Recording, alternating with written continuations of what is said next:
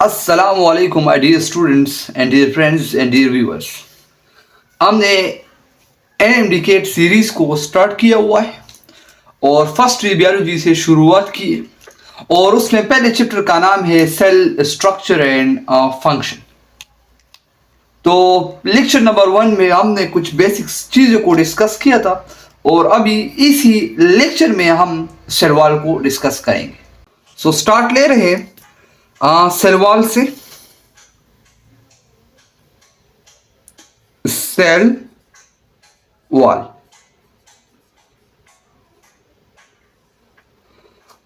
अच्छा पहले मैं सेल वॉल की थोड़ी सी डिस्कवरी के बारे में बात करूं कि सेल वॉल को किस साइंसदान ने डिस्कवर किया था। सेल वॉल की डिस्कवरी के बारे में बात करूं तो सेल वॉल को जिस साइंसदान ने डिस्कवर किया था उसका नाम था रॉबर्ट ओक। रॉबर्ट ओक कब डिस्कवर किया था? In 1665, earlier than protoplast, earlier than protoplast. Cell wall को रॉबर्ट हुक ने 1665 अर्लियर देन प्रोटोप्लास्ट डिस्कवर किया था। अच्छा, सेल वॉल की सिंथेसिस की बात करूं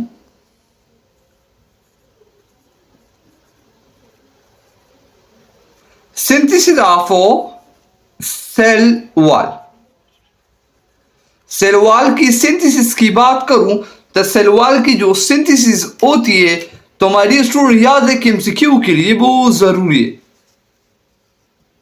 सिंथेसिस ऑफ सेल वॉल जो होती है वो गोल्जी बॉडी से होती है, गोल्जी बॉडी से होती है। गोल्जी बॉडी को आगे डिस्कस करूंगा डिटेल में। रॉबर्ट हुक ने 1665 में डिस्कवर किया सेल वॉल को और सेल वॉल की जो सिंथेसिस होती है वो गोल्जी बॉडी से होती है। तो फिर सर उसकी सिक्रीशन कहां से होती है? सिक्रीशन ऑफ सेल वॉल, दीवानों सेल वॉल की जो सिक्रीशन होती है तो मैंने लास्ट टाइम एक टर्मिनोलॉजी को डिस्कस किया था और उसी टर्मिनोलॉजी का नाम था प्रोटोप्लाज्म। प्रोटोप्लाज्म। तो सेल वॉल की जो सिक्रीशन है याद रखें एमसीक्यू के लिए, the secretion of cell wall is protoplasm, the synthesis of cell wall is of from Golgi body. उम्मीद है यहां तक बिल्कुल कोई भी मसला नहीं होगा। आगे डिस्कस करता हूं, थोड़ा इसकी डिफिनीशन टाइप की बात करूं जो कि एमसीक्यूज में कभी कभी आता है।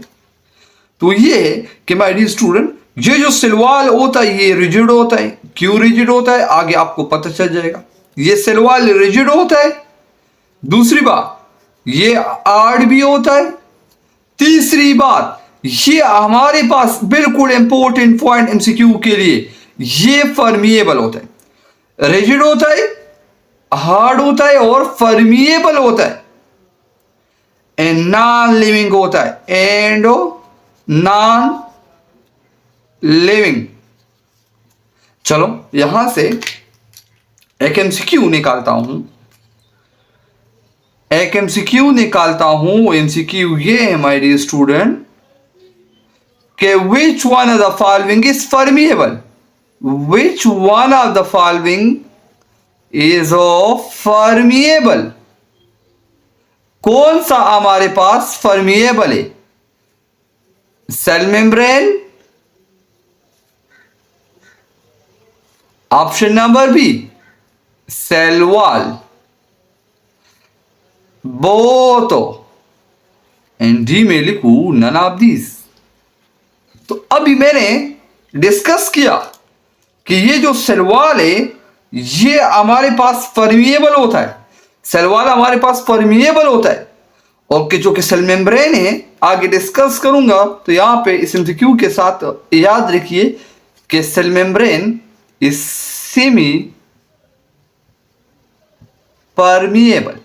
ये सेमी परमिएबल है, जो कि सेल वॉल जो होता है वो परमिएबल होता है। तो ये आपके पास करेक्ट आंसर था। उम्मीद है बिल्कुल यहां तक क्लियर होगा। अच्छा, अभी इसकी अकरेंस की बात करूं कि सलवाल किस किस के अंदर पाया जाता है। अकरेंस, अकरेंस तो मैं पहले बात करूं तो वो पाया जाता है प्लांट सेल के अंदर। अब यहां से बहुत ज्यादा एमसीक्यूज बनेंगे। प्लांट सेल, तो माय डियर स्टूडेंट याद रखिए कि प्लांट सेल के अंदर जो सेल वॉल होता है वो बना होता है सेल्यूलोज से। प्लांट सेल के अंदर जो सेल वॉल पाया जाता है वो बना होता है सेल्यूलोज से।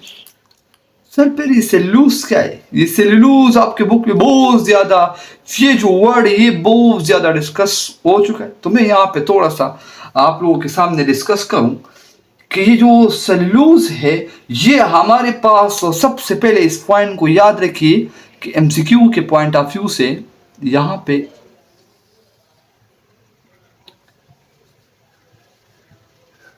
लिखिए साथ कि carbohydrate is the most abundant carbohydrate, sorry, cellulose is the most abundant carbohydrate on earth. Cellulose, pass point ये है, is the most abundant carbohydrate on earth. अर्थ के ऊपर एबंडेंट जो कार्बोहाइड्रेट है वो हमारे पास सेल्यूलोज है। आपको यहां से एक और बात भी पता चल गई, that is cellulose is a carbohydrate. ये हमारे पास कार्बोहाइड्रेट है, कार्बोहाइड्रेट। अच्छा माय डियर स्टूडेंट, कार्बोहाइड्रेट के बायोलॉजिकल मॉलिक्यूल में आप लोगों ने पढ़ा होगा 3 टाइप से, मोनोसेकेराइड्स, ओलिगोसेकेराइड्स और पॉलीसेकेराइड्स। तो सेल्यूलोज मोनोसेकेराइड है या ओलिगोसेकेराइड है या पॉलीसेकेराइड।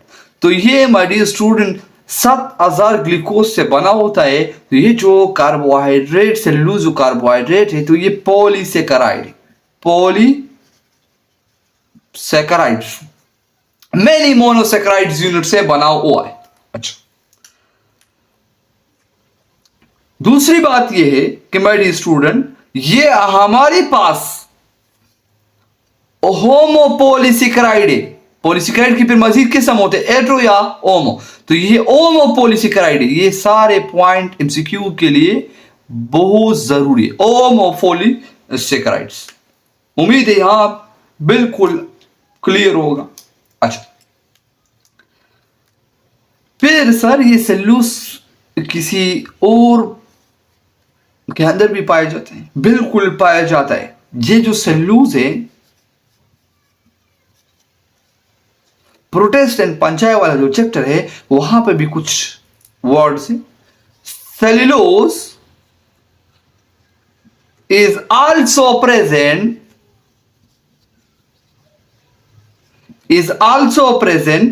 इन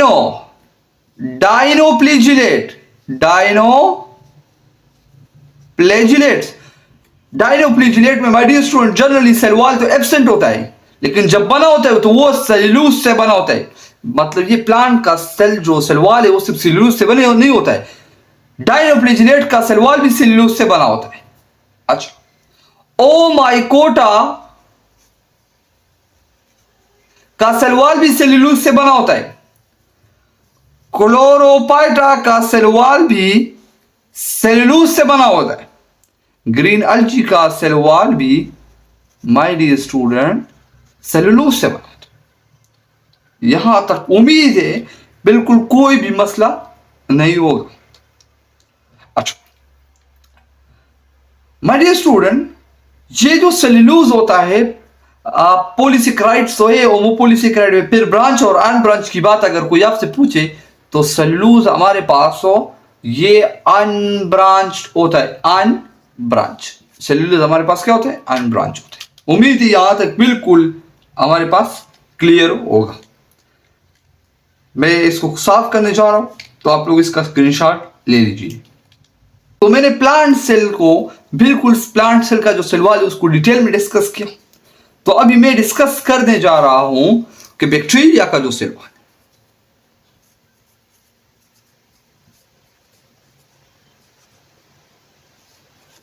बैक्टीरिया का जो सेल वॉल है, तो इस साइड पे मैं यहां पे एक एमसीक्यूज लिखने जा रहा हूं। All bacteria have cell wall, सारे के सारे तमाम बैक्टीरिया के पास सेल वॉल होता है। All bacteria have cell wall, तमाम के तमाम बैक्टीरिया के पास सेल वॉल होता है, एक्सेप्ट, तमाम के तमाम बैक्टीरिया के पास सेल वॉल होता है तो एक को छोड़ के। तो याद रखिए एमसीक्यूज के लिए माइकोप्लाज्मा,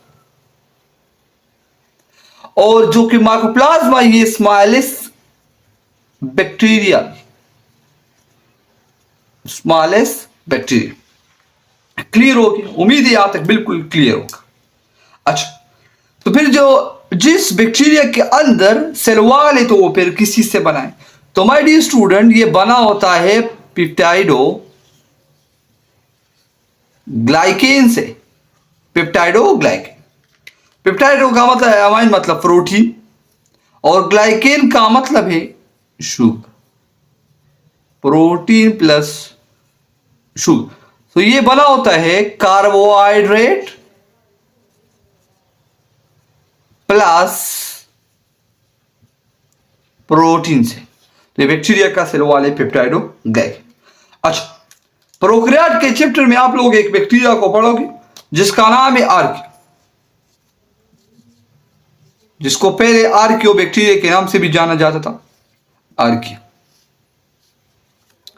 तो माय डियर स्टूडेंट, इसकी जो कंपोजिशन है सेल वॉल की, तो वो बना होता है सीडो पेप्टाइडो ग्लाइकेन, मतलब कंप्लेक्स चीजें इसके अंदर क्या होते हैं? एब्सेंट होते हैं। उम्मीद है यहां तक बिल्कुल क्लियर होगा। प्लांट का जो सेल वॉल था वो सेल्यूलोज से बना हुआ था। सेल्यूलोज क्या था? कार्बोहाइड्रेट था। कौन सा कार्बोहाइड्रेट था? पॉलीसेकेराइड था। पॉलीसेकेराइड में फिर कौन सा था? ओमोपॉलीसेकेराइड था। ब्रांच था, अनब्रांच था? हमारे पास क्या था? अनब्रांच था। और मोस्ट अबंडेंट कार्बोहाइड्रेट था अर्थ। उम्मीद है वहां तक बिल्कुल क्लियर होगा। बैक्टीरिया का जो सेल वॉल है ये बना होता है पेप्टाइडो ग्लाइकेन से। आर्किया का जो सेल वॉल होता है वो बना होता है सीडो पेप्टाइडो ग्लाइकेन से। उम्मीद है यहां तक बिल्कुल क्लियर होगा। नेक्स्ट हमारे पास जो सेल वॉल पाया जाता है वो पाया जाता है पंजाई के अंदर। तो पंजाई का जो सेल वॉल है, तो माय डियर स्टूडेंट याद रखिए, वो बना होता है काइटिन से। काइटिन, तो सर ये काइटिन के, ये भी एक कार्बोहाइड्रेट है। कौन सा कार्बोहाइड्रेट है? माय डियर स्टूडेंट, ये भी पॉलीसेकेराइड है। ये भी पॉलीसेकेराइड। काइटिन भी हमारे पास पॉलीसेकेराइड से, काइटिन भी हमारे पास पॉलीसेकेराइड है। कौन सा पॉलीसेकेराइड? होमोपॉलीसेकेराइड। होमोपॉलीसेकेराइड्स, ब्रांच और अनब्रांच। तो हमारे पास ये भी अनब्रांच होता है, अनब्रांच। अच्छा, अभी माय डियर स्टूडेंट, पंजाई का जो सेल वॉल है वो बना होता है काइटिन से। तो काइटिन का जो हमारे पास है, काइटिन एक कार्बोहाइड्रेट है। कौन सा कार्बोहाइड्रेट? पॉलीसेकेराइड। पॉलीसेकेराइड में हमारे पास है ओमोपॉलीसेकेराइड। ओमोपॉलीसेकेराइड ब्रांच या अनब्रांच। तो हमारे पास जो पंजाई का जो काइटिन है वो हमारे पास क्या होता है? अनब्रांच होता है। उम्मीद है यहां तक बिल्कुल क्लियर होगा। और हमारे पास ये second most abundant organic molecule है। Second most abundant organic molecule, second most abundant organic molecule। अच्छा, अनर्थ। ये भी उम्मीद है यहां तक बिल्कुल क्लियर होगा, कोई भी मसला नहीं हुआ। अच्छा my dear student, chapter number 9 में animal kingdom diversity among animal में आप लोग जाइए। डायवर्सिटी एमंग एनिमल में वहां पे ये जो काइटिन है एमसीक्यू के लिए बिल्कुल जरूरी है। Chitin is also found in exoskeleton of, जो एक्सोस्केलेटन ने किसी का आर्थ्रोपोडा, उसके एक्सोस्केलेटन में भी काइटिन क्या होता है, पाया जाता है। उम्मीद है यहां तक बिल्कुल क्लियर होगा, इसमें कोई भी मसला नहीं होना चाहिए। बिल्कुल डिटेल में पढ़ा रहा हूं, तो आप लोग साथ साथ नोट कीजिए और इजी ले लीजिए चीजों को। चलो आगे जाते हैं। एमसीक्यू के लिए एक पॉइंट को याद रखिए माय डियर स्टूडेंट, ये जो काइटिन था ये हमारे पास डेराइव चीज है। Chitin is the derivatives of N-acetyl glucosamine. N-acetyl glucosamine का हमारे पास ये काइटिन का ये डेरिवेटिव है, और फिर ये N-acetyl ग्लूकोजामाइन जो है ये हमारे पास है, ये मोनोमर है जो कि मॉडिफाई फॉर्म है, modify form of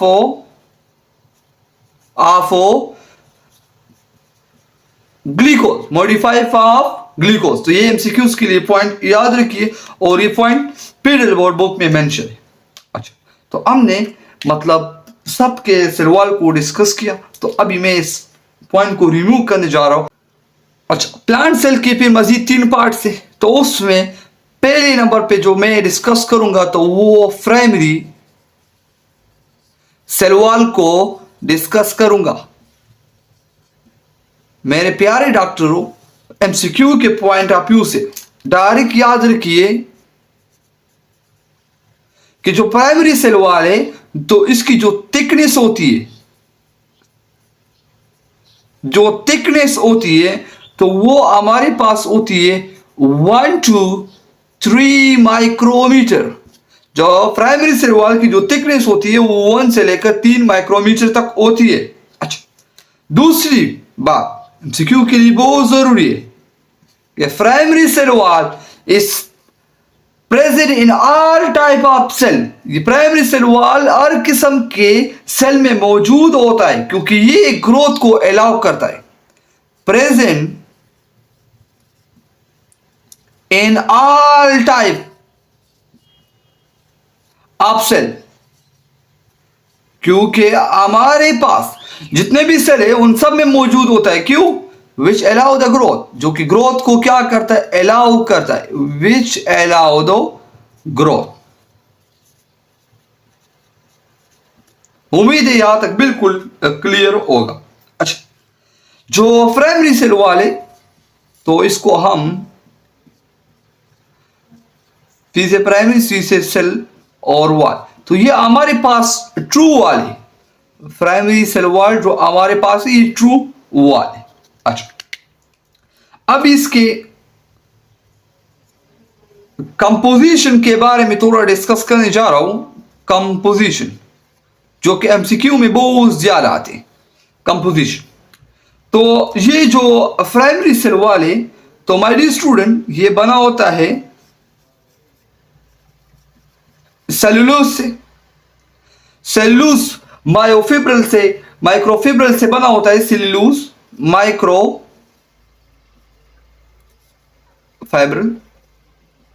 अच्छा, साथ साथ इसके अंदर होता है हेमीसेलुलोज,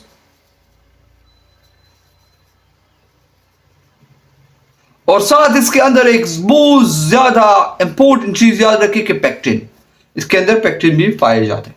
अच्छा, सेलुलोज माइक्रोफिब्रल इस तरह माय डियर स्टूडेंट ग्लूकोज के यूनिट होते अनब्रांच शक्ल में।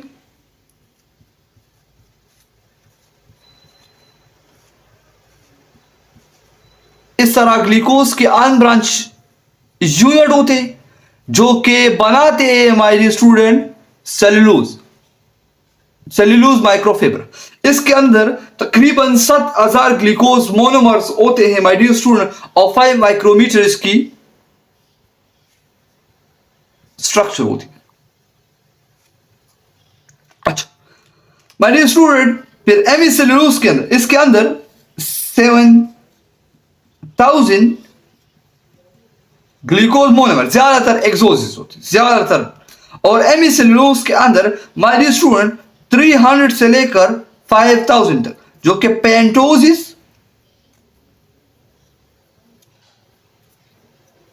पेंटोसिस प्लस एक्सोसिस। अच्छा, यहां तक उम्मीद है क्लियर हो। अभी माय डियर स्टूडेंट स्पेक्ट्रिन के टर्मिनोलॉजी को डिस्कस करता हूं। ये जो पेक्टिन है, पेक्टिन, माय डियर स्टूडेंट हमारे पास डी गैलेक्टोज आगे डिस्कस करूंगा कि डी गैलेक्टोज और एल गैलेक्टोज का मतलब क्या है। डी गैलेक्टोज, बहुत सारे डी गैलेक्टोज कंबाइन होके तो वो हमारे पास बना लेते हैं galacturonic acid. D galactose combine होके हमारे पास बना लेते हैं माय डियर स्टूडेंट गैलेक्ट्रॉनिक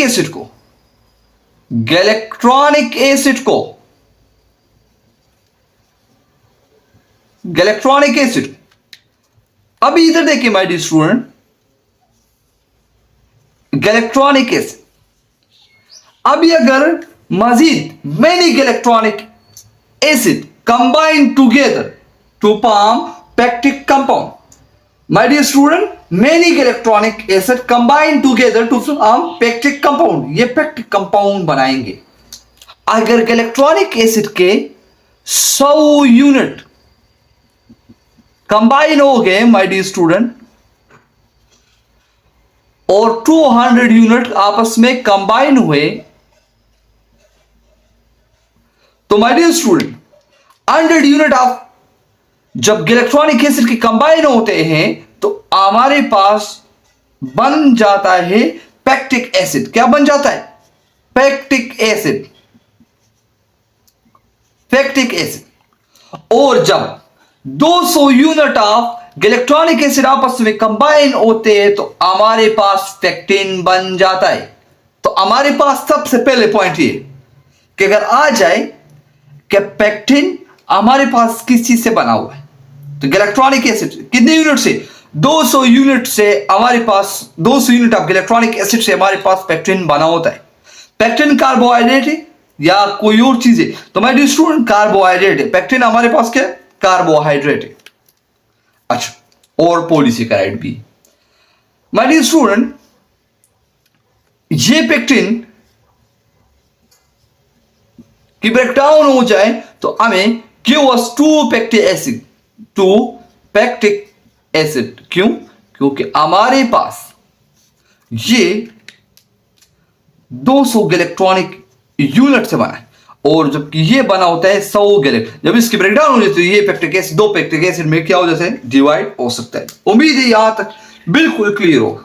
अभी एमसीक्यू के लिए दोनों पॉइंट याद रखिए कि एमसीक्यू के लिए इसके अंदर 200 गैलेक्ट्रॉनिक एसिड की यूनिट है और इसके अंदर 100 गैलेक्ट्रॉनिक एसिड की यूनिट है। तो माय डियर स्टूडेंट याद रखिए कि जो पेक्टिन है ये हमारे पास पेक्टिन जो है, पेक्टिन इज लेस हाइड्रोफिलिक, ये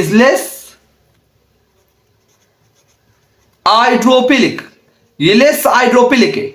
बट लेकिन पीरियड बोर्ड के मुताबिक, बुक के मुताबिक, टेक्स्ट बुक के मुताबिक, but soluble in hot water, ये सॉल्युबल होता है हॉट वाटर में लेकिन लेस हाइड्रोफिलिक होता है। तो आप लोगों को ये बात याद होनी चाहिए।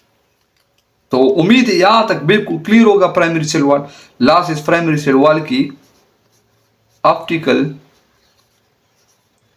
एक्टिविटी की बात करो तो my dear student optical activity show तो करता है लेकिन लेस ऑप्टिकल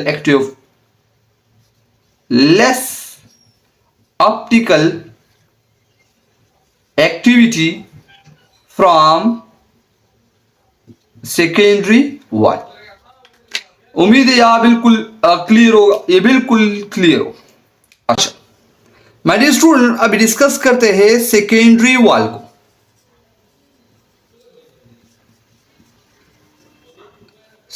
सेकेंडरी वॉल। तो सेकेंडरी वॉल की थिकनेस की बात करूं तो एमसीक्यू के हवाले से बहुत इंपॉर्टेंट है। तो 5 to 10 माइक्रोमीटर होते हैं, जो थिकनेस होती है वो 5 to 10 माइक्रोमीटर होती है। दूसरा एमसीक्यूज कि ये ओनली प्रेजेंट ओनली इन दो सेल विच डज नॉट, जो कि ग्रोथ को अलाउ नहीं करते, which does not allow the growth.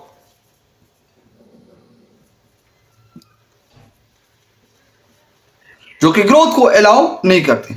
My dear student, secondary wall 5 to 10 micrometer इसकी थिकनेस होती है और ओनली उन सेलों में पाए जाते हैं जो ग्रोथ को अलाउ नहीं करते। ये भी आप लोगों को अच्छा, एक और एमसीक्यू लिखने जा रहा हूं, मोर ऑप्टिकल एक्टिव। अगर आज एमसीक्यूज में which of the following is more optical active, primary wall secondary wall, तो आप लोगों का आंसर होना चाहिए सेकेंडरी वॉल, मोर ऑप्टिकली एक्टिविटी।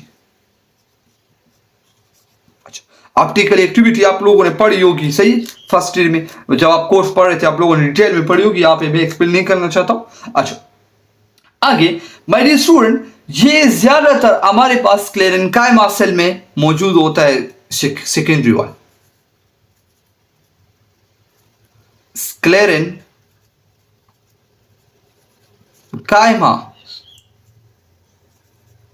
स्क्लेरेन्काइमा सेल में ज्यादातर हमारे पास क्या होता है, ये पाया जाता है माय डियर स्टूडेंट। अच्छा, दूसरी बात एमसीक्यू के हवाले से याद रखिए, कंपोजिशन पे डिस्कस करता हूं लेकिन कुछ बातें होती है जो एमसीक्यूज में आते। प्रेजेंट ये मौजूद होता है present between primary cell wall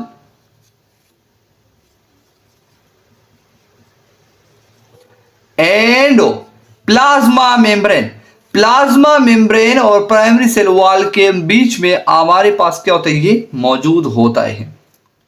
अच्छा, अभी इसकी कंपोजिशन के बारे में थोड़ा डिस्कस करते हैं। कंपोजिशन, तो माय डियर स्टूडेंट, ये हमारे पास सेलुलोज से बना होता है, जो मैंने बिल्कुल डिटेल में डिस्कस किया, हेमीसेलुलोज से। साथ साथ इसके अंदर अभी एक और चीज आ गया, लिग्निन होते हैं माय डियर स्टूडेंट, इसके अंदर सिलिका होता है। अच्छा, इसके अंदर इनऑर्गेनिक साल्ट्स होते हैं और इसके अंदर माय डियर स्टूडेंट मैग्नीशियम भी होते हैं, कैल्शियम भी होते हैं my dear student, and lipid के एक किस्म वैक्सिस भी होते हैं, वैक्सिस। अच्छा, थोड़ा इसको डिटेल में डिस्कस करने जा रहा हूं। तो ये जो लिग्निन होता है माय डियर स्टूडेंट, अगर एमसीक्यूज में आ जाए कि लिग्निन इज कार्बोहाइड्रेट, तो आप लोग को पता होना चाहिए कि लिग्निन कार्बोहाइड्रेट नहीं है, ये हमारे पास एक फिनोलिक कंपाउंड है, फिनोलिक कंपाउंड, ये हमारे पास एक फिनोलिक कंपाउंड है। और इस लिग्निन की वजह से हमारे पास रिजिडिटी होती है, लिग्निन हमारे पास फिनोलिक कंपाउंड है और इस लिग्निन की वजह से, सिलिका की वजह से माय डियर स्टूडेंट, SiO2 की वजह से भी हमारे पास क्या होता है, रिजिडिटी होती है। अच्छा, यहां पे my dear student important point MCQ के लिए याद रखिए माय डियर स्टूडेंट, जो वैक्सिस सेकंड चैप्टर में डिस्कस करूंगा, waxes mean lipids present in cell wall, जो सेल वॉल के अंदर, सेकेंडरी सेल वॉल के अंदर पाए जाते हैं, इसकाल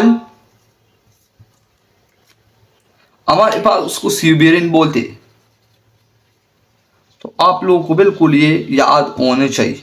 तो मतलब इसके अंदर वैक्सिस भी पाया जाता है। उम्मीद है यहाँ बिल्कुल क्लियर। अगर आपको ये वर्ड के पीके टेक्स्ट बुक में ना मिले तो ये फेडरल टेक्स्ट बुक में आपको मिल जाएगा। क्लियर है? अच्छा, डिस्कस करते हैं my dear student middle lamella को। मिडल लेमिला, तो my dear student middle lamella के एमसीक्यू के पॉइंट ऑफ व्यू से याद रखिए कि माय डियर स्टूडेंट, ये इसकी जो थिकनेस होती है वो 1 माइक्रोमीटर होती है। थिकनेस इसकी 1 माइक्रोमीटर होती है। इसके अंदर भी माय डियर स्टूडेंट कंपोजिशन की बात करें तो पैक्टिन, कैल्शियम इसके अंदर पाए जाते हैं, मैग्नीशियम इसके अंदर पाए जाते हैं और कैल्शियम पैक्टेट। अच्छा, कैल्शियम पैक्टेट दो चीजों से बना है तो माय डियर स्टूडेंट, कैल्शियम से और पैक्टिक एसिड से। पैक्टिक एसिड 100 गैलेक्ट्रॉनिक एसिड से बना होता है। तो उम्मीद है यहां तक बिल्कुल क्लियर होगा। अच्छा, अभी मैं माय डियर स्टूडेंट एक चीज डिस्कस करने जा रहा हूं, वो ये है कि आपके पास अक्सर एमसीक्यूज आता है वो इस तरह। चलो मैं यहां पे एमसीक्यू लिखता हूं, inside to outside in layer के बारे में पूछा जाता है, इनसाइड टू आउटसाइड। तो ये है एक सेल है माय डियर स्टूडेंट। तो इसमें पहले हमारे पास प्राइमरी वॉल, फिर सेकेंडरी वॉल और बाहर इधर मिडिल लैम्ब्डा बन जाता है। मतलब सेकेंडरी वॉल, फिर प्राइमरी वॉल और ये हमारे पास है मिडिल लैम्ब्डा। तो अगर एमसीक्यूज में आ जाए कि लेयर के बारे में बताए कि इनसाइड टू आउटसाइड मतलब अंदर से बाहर की तरफ, तो फिर आपके पास सबसे पहले होगा सेकेंडरी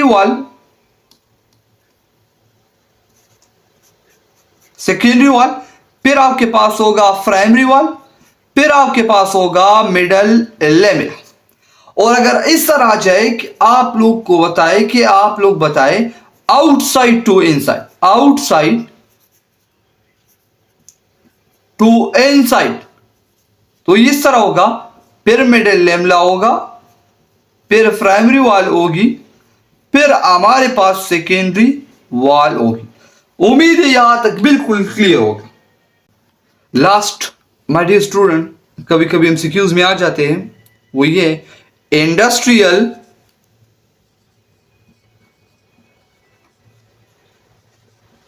यूज ऑफ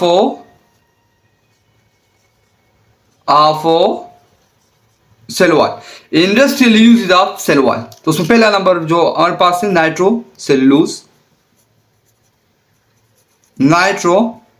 सेल्यूलोज जो कि एक्सप्लेसिव होता है। अच्छा, दूसरे नंबर पे हमारे पास ये इस्तेमाल होता है रायान में। तो रायान हमारे पास जो ज्यादातर ये टेक्सटाइल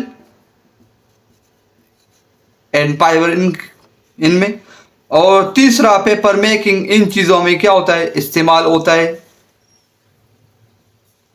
जो सेलवाल के जो हमारे पास industry use of cell wall component, जो सेलवाल के जो कंपोनेंट हो तो वो इस तरह इस्तेमाल। अच्छा माय डियर स्टूडेंट, सेल्यूलोज का याद रखिए, जो सेल्यूलोज का जो फेवरेस्ट फॉर्म होता है वो हमारे पास होता है कांच। तो उम्मीद है यहां तक आप लोगों को बिल्कुल क्लियर होगा। आप लोग प्रैक्टिस कीजिए, आप लोग साथ साथ बुक को भी स्टडी कीजिए, अपने नोट्स और जो भी आप लोगों के पास मटेरियल उन सबको स्टडी कीजिए, एमसीक्यूज पे प्रैक्टिस कीजिए, मेहनत कीजिए। अल्लाह ताला आप लोगों को इसका फल जरूर देगा। आगे भी अपने और दोस्तों और स्टूडेंट के साथ शेयर कीजिए। अल्लाह ताला आप सबको कामयाब करे, अल्लाह ताला आप सबको डॉक्टर बनाए। मिलते हैं नेक्स्ट वीडियो में, तब तक आप लोग इस वीडियो को एंजॉय कीजिए। Thank you so much.